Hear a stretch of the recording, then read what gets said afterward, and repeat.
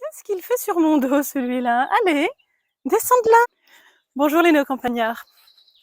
Aujourd'hui, je nettoie les cabanes des oies et des canards.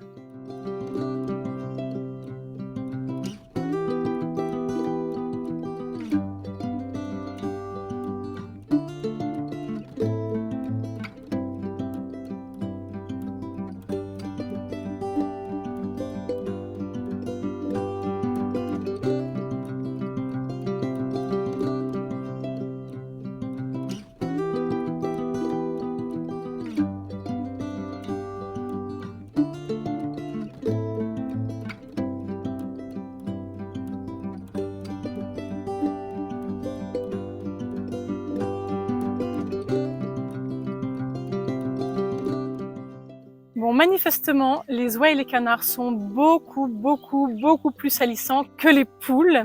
Je m'en étais rendu compte dès le premier jour, mais alors avec un tout petit peu de recul, je le confirme.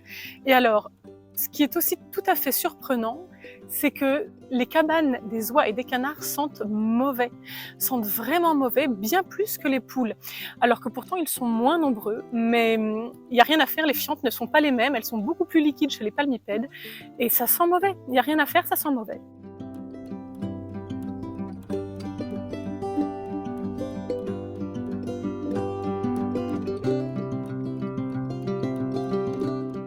Alors en vidéo, vous n'avez pas les odeurs évidemment, mais en fait, même s'il y a encore beaucoup de paille par rapport aux fientes, eh bien ça sent quand même pas bon.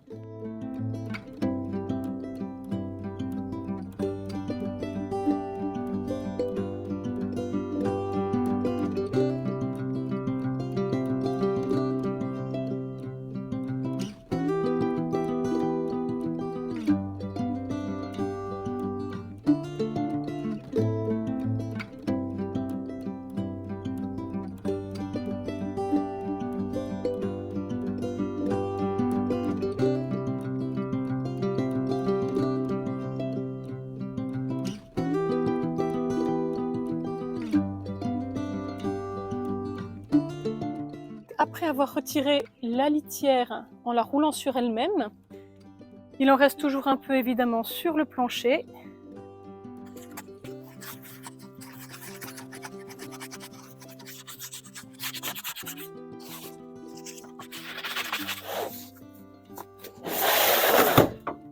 Alors contrairement au poulailler pour les poules, puisque c'est le même modèle en réalité, j'ai retiré ici pour les canards le perchoir en plastique. Donc c'est directement le fond de poulailler que l'on peut retirer. Ils sont directement dans le tiroir en fait, que l'on peut retirer pour les nettoyer.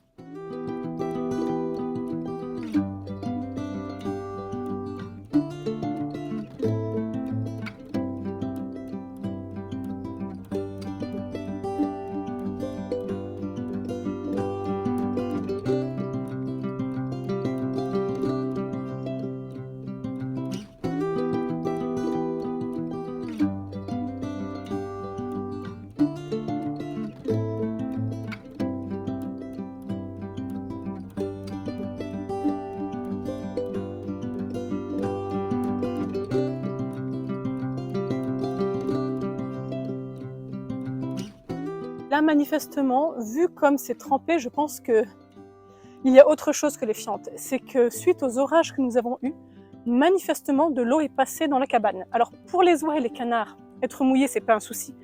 En revanche, rester dans un local qui est plein d'humidité, ça, je suis pas sûre que ce soit bien bon. Donc, ça veut dire qu'il faudra que je prenne le pli, quand vraiment il y a des grosses pluies, de fortes pluies, de systématiquement vérifier l'état de la cabane le lendemain.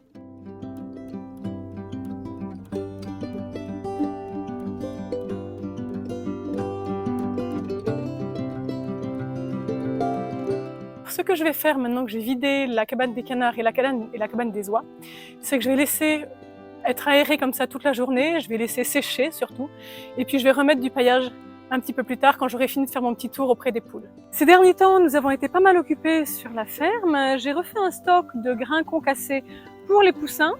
J'en ai fait même un tel stock qu'en réalité je n'ai plus de grains entiers, ce qui n'est pas très malin, donc du coup j'en viens à donner du grain concassé, y compris à mes adultes, à mes poules pondeuses et aux bourbonnaises.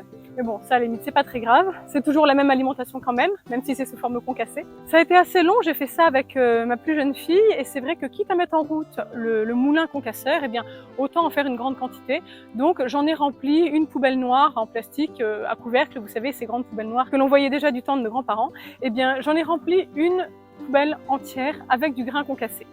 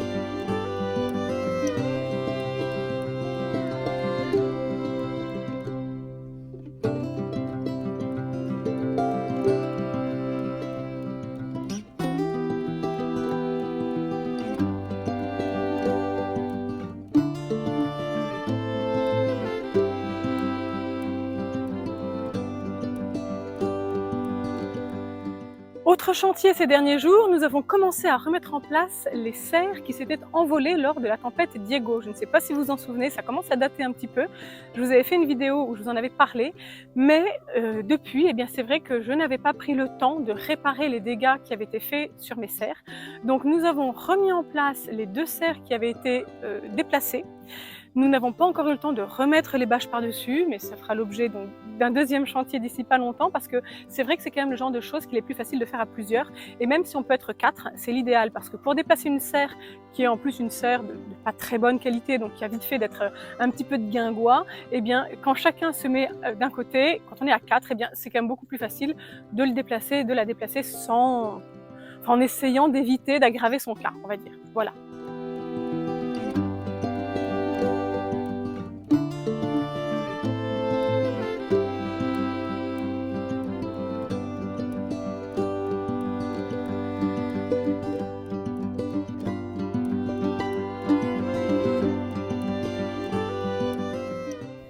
Mon système d'eau fonctionne assez bien, donc les poules bourbonnaises et les poules pondeuses ont leur système avec leurs petits abreuvoirs dont je vous avais parlé dans une vidéo précédente.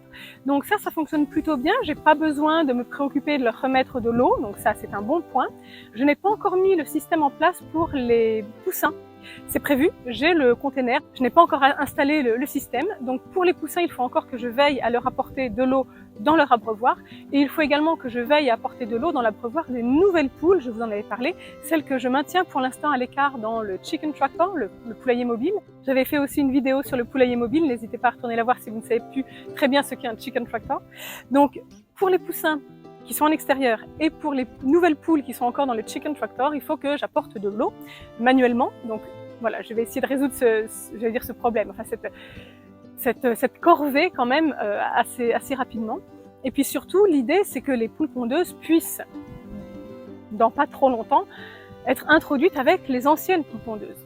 Donc pour cela, j'ai quand même une étape supplémentaire, c'est que le Chicken Tractor qui est à l'écart dans lequel elles sont actuellement, il va falloir que je le déplace dans l'enclos des poules pour qu'elles fassent connaissance à travers le grillage. Mais ça se fera dans un second temps. Donc l'objectif aujourd'hui, c'est de remettre de l'eau aux volailles qui n'ont pas de l'eau par un système automatique, c'est-à-dire les grands poussins et les nouvelles poules pondeuses. Et puis ensuite, je refais le tour pour redonner du grain à tout le monde, sachant que, je vous l'ai dit à l'instant, ça va être du grain concassé que je vais donner à tout le monde.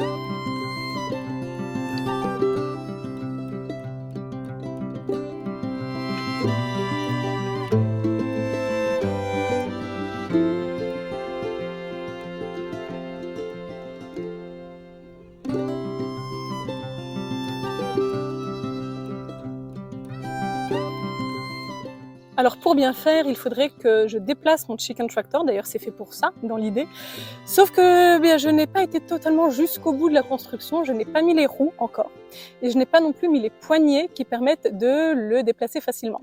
Donc là je suis un petit peu coincée dans le sens où toute seule je ne peux pas le faire, sinon il se déboîte. Il n'est pas fait pour être tiré, poussé comme ça sans aide. Donc quand il y aura les roues et les poignées, je pourrai le faire toute seule. Mais tant qu'il n'y a ni les roues ni les poignées, je suis obligée de demander de l'aide pour qu'on le déplace au moins à deux pour éviter de l'abîmer. Donc dès que j'ai de la main d'œuvre, je déplace ce chicken tractor avec toutes les nouvelles poules dedans.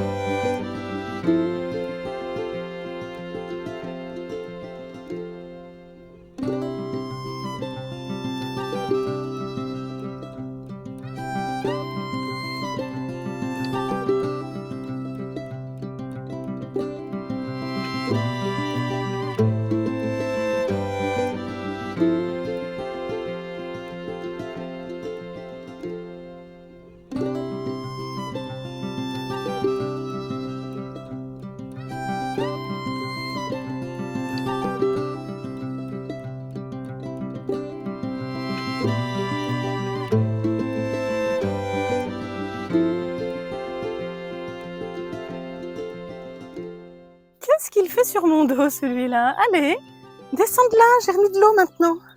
Allez, allez. Il y en a d'autres en dessous qui picorent ma jupe. Allez, descends mon piou. C'est l'heure de manger, c'est l'heure de boire. Allez.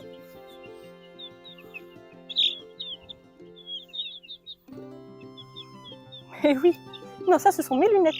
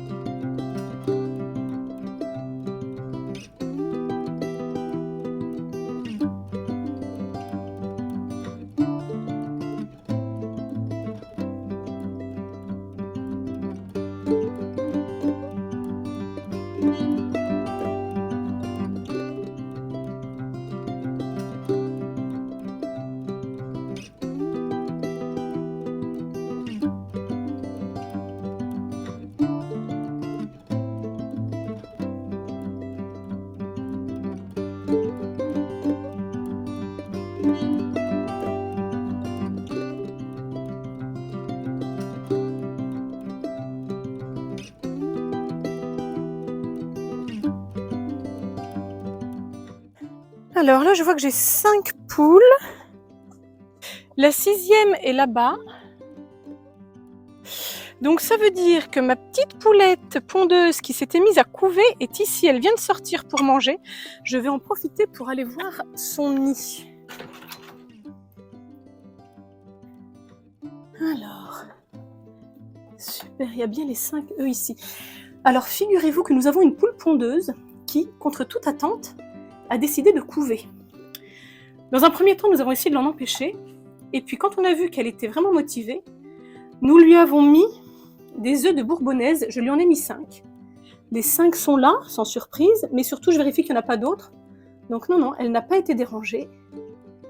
Et les autres poules n'ont pas pondu pendant ce temps-là. Donc j'imagine qu'elle va revenir couver. Elle est juste partie manger. Pour le coup, c'est assez surprenant qu'une poule pondeuse couve, puisque c'est une souche qui est vraiment faite pour pondre et donc surtout ne pas couver.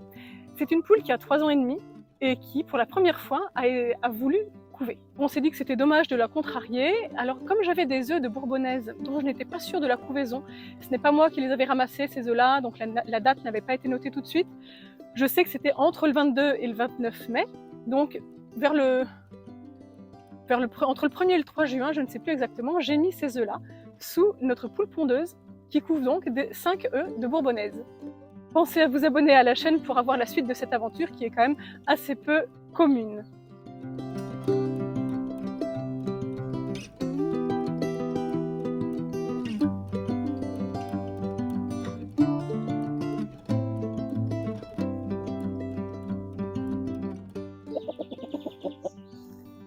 Manifestement, les Bourbonnaises avaient encore de quoi manger. C'est surprenant à quel point les Bourbonnaises mangent beaucoup moins que les pondeuses. Du moins, moins de grains. Elles profitent évidemment d'être dehors, mais au niveau du grain, franchement, on ne peut pas dire qu'elles mangent beaucoup. Quelque part, tant mieux, hein, ça fait des économies, et vu qu'elles pondent quand même, je ne vais pas m'en plaindre.